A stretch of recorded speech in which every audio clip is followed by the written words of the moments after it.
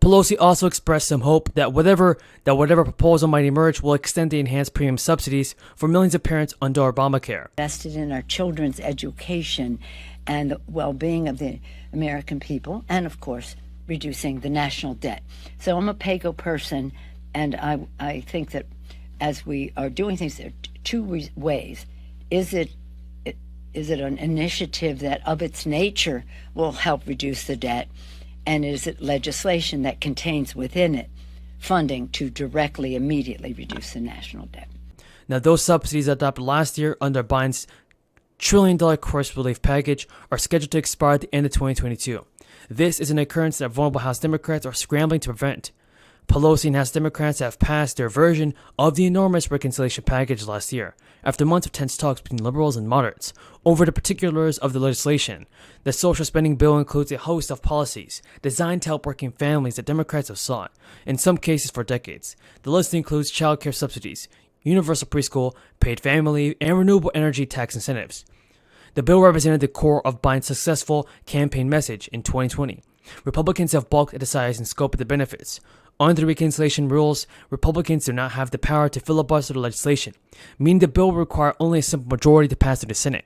But in the upper chamber, Democrats will need all their members and two dependents who caucus with them to move back to Biden's desk. And now the average nationwide price of a gallon of gas surpassed an all-time high of $5 last week. In California, the state with the highest average gas price, drivers are paying an eye-popping $6.43 per gallon. The price surges owes to the fundamental economic principle of supply and demand. Summer travel has sent Americans to the pump at a time when the global market is experiencing a shortage of crude oil supply. Government policy cannot meaningfully relieve the price increases in the short term, besides an additional release of oil from the strategic reserve or a gas tax holiday, each of which would likely reduce just a fraction of the cost. But steps taken now can help foster decreases over the long term and insulate the market from future disruptions. In March, the U.S. announced a commitment to release about 1 million barrels per day from its strategic petroleum reserve over the ensuing 6 months. So folks, hopefully President Biden can really do something about this. Increase the base funding schools receive by $5 billion for the upcoming year and by $10 billion in 2024 through 2025.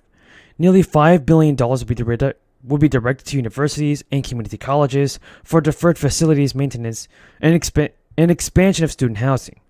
Another $1 billion will be earmarked for preschool programs, everybody.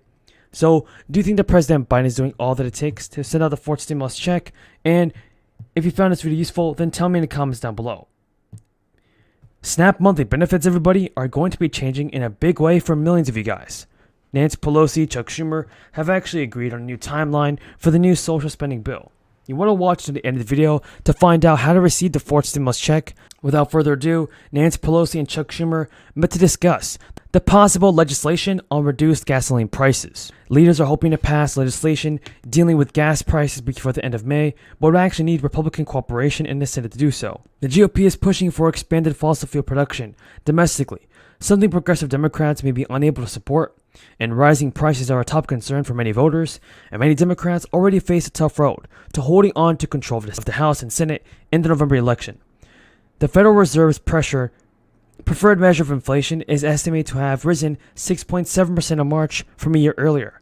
The average price for a gallon of regular gasoline is around $4.13. The American Rescue Plan has also provided an additional boosted program for elderly citizens who might need extra help with groceries and food each month. The Commodity Supplemental Food Program provides low-income elderly individuals with supplemental nutritious food from the U.S. Department of Agriculture each month. According to the federal government, the monthly packages of food do not include whole meals and meal packages, but rather supply supplemental food products that are good sources of nutrients. The Commodity Supplemental Food Program supplies a variety of food like grain, oatmeal, and corn grits. Now, in order to be eligible for the program, individuals must be 60 years or older and must have household income at or below 130% of the federal poverty income guidelines published by the U.S. Department of Health and Human Services. The income guidelines are below for the 48 and the District of Columbia, but each state has its own guidelines for program participation and overall eligibility. In order to apply, you will need to contact your state's distributing agency, and the program is in addition to SNAP benefits. This means it's possible to receive SNAP benefits and still receive food packages. As part of the program, with the additional stimulus relief funds, around 76 Around 760,000 elderly individuals now receive food packages. Food stamps have been around for almost 60 years, and the program is federally funded but administered by the states, providing eligible low-income individuals and families assistance to avoid food instability. It is the largest food assistance program in the country, and now saw participation soar by nearly 6 million during the crisis, now serving over 40 million people. Prior to the crisis, roughly 2 out of 5 beneficiaries were working families with an income. They now make up nearly half. More than half households that receive SNAP assistance are families with children, and the dollar value of benefits is determined by the size of a household minus a portion of their own resources that they are expected to use for purchasing food. Generally, it's 30% of the household's net monthly income, with certain necessities like dependent care, medical expenses, and shelter deducted. According to the USDA Food and Nutrition Service, currently average SNAP benefit per month is around $239. But the allotment ranges from an average of $193 in New Hampshire to $271 in Utah and South Dakota. Lawmakers propose an even larger monthly benefit increase for recipients. So, do you think that President Biden should increase Social Security? Los Angeles and Long Beach moved 10 million containers for the first time ever. In my state, the state of Washington, the Northwest Seaport Alliance saw a 15% increase in container volumes over the last year.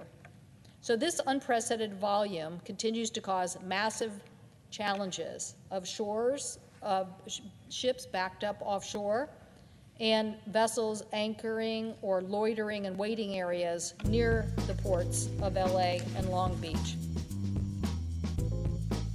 22% of sales have been lost by agriculture exports due to transportation delays and cancellations, with products like potatoes, milk, wheat, seafood that are literally rotting on our port docks. My colleagues and I have been working hard to pass the Ocean Shipping and Reform Act, and we did that out of the Senate, and now obviously our colleagues with the House, we have different bills, hopefully either resolve this in USICA or in a passage of one of these bills. The Senate bill may be being passed by the House. But the Federal Maritime Commission needs tools to crack down on bad actors in the shipping industry and reduce costs facing consumers. Our bill that passed in March, that we're, as I said, working to reconcile, we believe needs to become law as soon as possible. But the bill is only a piece of the supply chain challenge. We need to make serious investment in our port infrastructure to handle the increasing capacity and get goods moving. And MARAD is charged with overseeing the Port Infrastructure Development Program, the primary grant and program used to invest in our ports and help move our products.